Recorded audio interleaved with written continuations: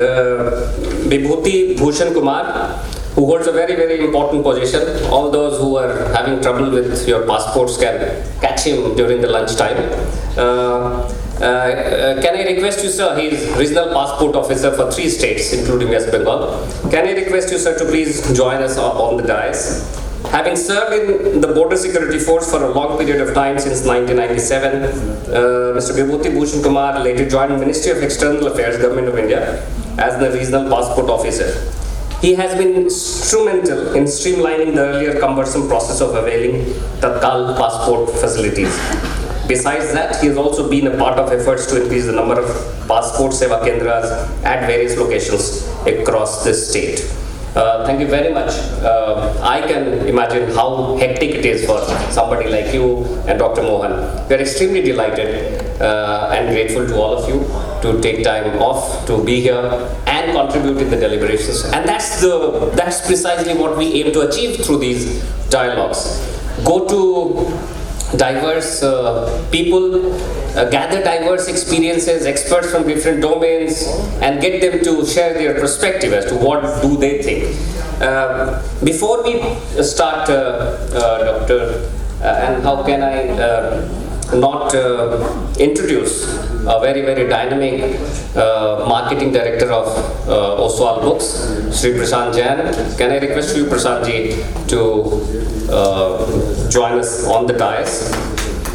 Prashant has studied in India and London. He has MBA from London, and then he took over joined this family business of publishing. Naturally, given his dynamism and enthusiasm and refreshing way of looking at topics, things and business, he has taken Oswaal Books to a different league altogether.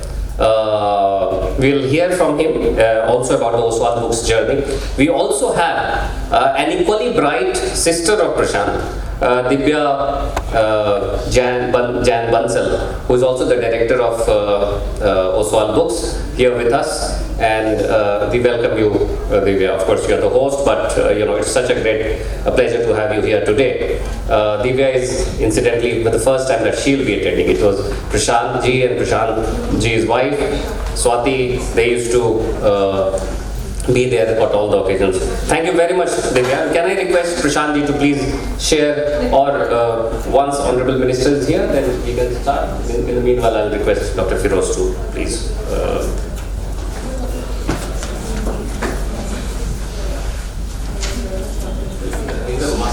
Teachers will be.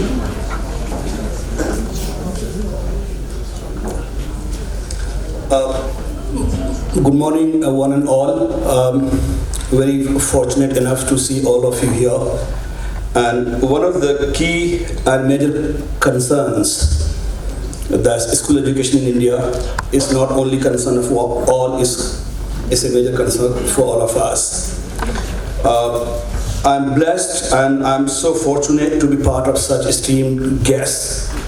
And we all are here to deliberate on school education in India, specifically in the context of West Bengal. And we will be deliberating on key issues and challenges. So without taking much time, you all have been waiting very patiently since morning. I hope you all had tea, coffee. Fine. So should we start? Shall we start? Thank you very much. So may I request Reena Mitra to come and deliberate on school education in India, key issues and challenges, and also solutions. Reena, please.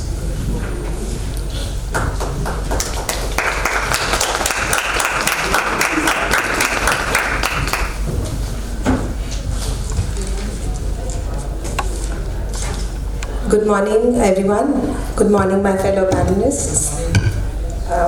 I'm very happy to be here today to share my views as a teacher and a parent of a generation millennial. Because my topic today to speak to you is education in the new age, and that really involves technology. And we are dealing with children today who are much more advanced and their views and their lives are very different from what ours were, and we as parents and educators find it very challenging. So, when we talk about learner-centric education, it's in the first step itself, we fall short because we have to make an attempt to know our learners. So how do we know our learners? I teach the IB curriculum, which is very new to West Bengal, and I find that curriculum very interesting, although I have myself studied the ICSE curriculum and the Ucha Madhyamik curriculum. The IB curriculum at its core has the learner. So they talk about attributes of the learner which we should inculcate within the curriculum. And I teach visual arts, so I will speak from that perspective. I'm going to pick up 3 learner profiles that are very important, I feel, today. One is thinking, the other is caring, and the third one is a balanced education for our children. So when we talk about thinking, all curriculums today, the teachers I know face a challenge of inculcating critical thinking along with mainstream curriculum and the pressures of the same. So when we talk about critical thinking in visual arts, and art is very seriously taken in IGCSE boards as well as the IB board, because it's the future art and design. It's now involved in all subject areas, as you know as fellow educators. But when we look at resources available for teachers, whether it is online, I'll talk about the online resources, but if you talk about libraries in school, this is something we could think of developing and have books for students to refer to for research and develop their critical thinking. And online research, as you all know, that this is the age of opinions and not just information. We're past that age. So when it's opinions, we come across a lot of data which may not be helping our students to develop the critical thinking aspects. So here we need the parents on board, because the students are now required to research in their free time, and in school we can control that by extending our libraries. And at home, if the parents are involved, and we could do this through workshops in encouraging parents to be involved in their children's education journey. We can provide them material which will help them. The second point that I was talking about is caring. Now, with advanced technology and students being expected to do their research online most of the time, sometimes even resources are shared by school teachers on emails and also sometimes WhatsApp. I'm facing that today as a mother of a board-going child, and there's a lot of interaction happening online where resources are shared, etc. And I feel this isolates the student, and teamwork, being together and studying together, which was how we grew up, is becoming a little obsolete today. Students are conferring, but it's online, and this is something which we have to think about how and in what way we can manage that. Getting isolated from your surroundings, your community, your society, it's one of the things that in the IB we encourage. So through visual arts, we take students out to work with communities around them. Maybe they do something as an art project, or we take them out for observation studies and they look at their surroundings and somewhere come back with thoughts of how to make things different. They become environmentally conscious. All of these things come in when we teach our children to step out from the internet zone to looking around. So technology has its pluses as well as it has quite a few difficulties that our students face today, becoming very isolated. The third and very important aspect, I feel, the balanced aspect, because time, as you all know, know, is a very valued commodity today. And unfortunately, our children, when they spend time online, they are very distracted. This is something I have noticed as an educator and a parent.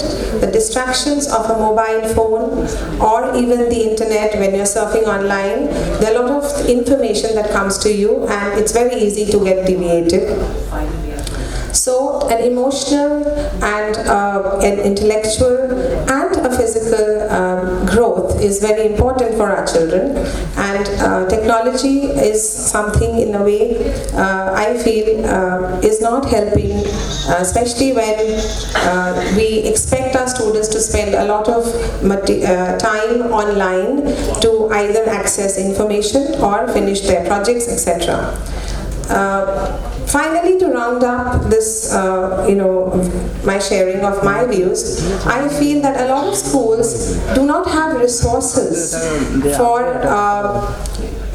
allowing their children to develop this critical thinking that we are expecting the children to develop through all curriculums. Now ICSE and CBSE all are inculcating critical thinking in their curriculums, because we need the children to be able to access the internet and have gadgets to do that.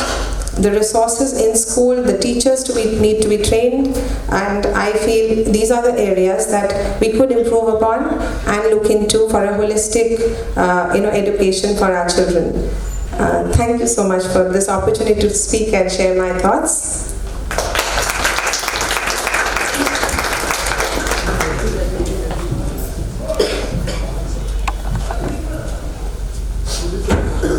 Honorable Minister is right on his way and he will be here very soon. Thank you, Reena, for such insightful thoughts on school education in India. You're talking about critical thinking, you're talking about inventive thinking. There are various other constructs which school education system in India and the educators, specifically in the areas of elementary education, must consider, and they need to focus and they need to work on it. She was also talking about how online media, how digital media is impacting us, is impacting all of us, and certainly is also impacting our education system. It's also impacting our elementary education, school education in India. Now, on the one hand, when online media, digital media has given us a lot of options, a lot of opportunities, such as shareability. Now, today, in an age of online media, we can share content, and we can share content as much as possible. WeTransfer.com gives you 2 GB of content to be transferred from anywhere to any place. So shareability is content, but on the other hand, what Reena was reflecting as how teamwork in an age of online media is diminishing. And that is what we need to consider. She was talking about lack of resources. Let me refer to digital divide. In an age of online media, we see information rich, information poor, information haves not. What exactly we are doing to bridge this gap? In an age of digital divide, we need to work towards digital dividend. These are some of the critical issues. These are some of the critical challenges, and we need to look for formidable solutions. One thing more, I think online media, coming to online media, a lot of distractions, right? Information overload, information clutter, a lot of, and that is why school educators must think in terms of pedagogy innovation. And in order to mitigate distractions in learners and amongst learners, I think we need to think in terms of storytelling in school education. So during this, just waiting for the chief guest to arrive. In the meanwhile, if you have any questions to one of our speakers, Reena Mitra, you're most welcome. You would like to ask anything, you would like to reflect anything, you would like to add something, you're most welcome. Or where do we have the mic?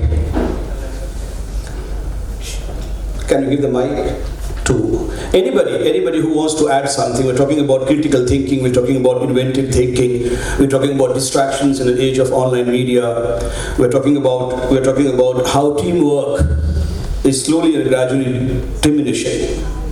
Now, isolated learning is absolutely fine, but when it comes to working in a society, you know one thing, I think if we get isolated, how would we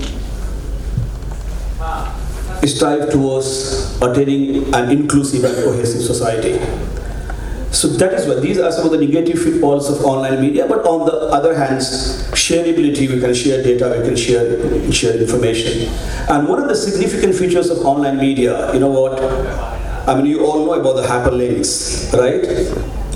And what does a hyperlink do? Hyperlink, a typical hyperlink gives you an opportunity to get information on information. So it's right there. So anybody who would like to add something to Reena's thoughts, ideas, insights, you're most welcome, or anything you have to ask. Because I'm not going to invite another speaker, because if chief guest comes in between, then his or her deliberations will get disrupted. So anything you want to add?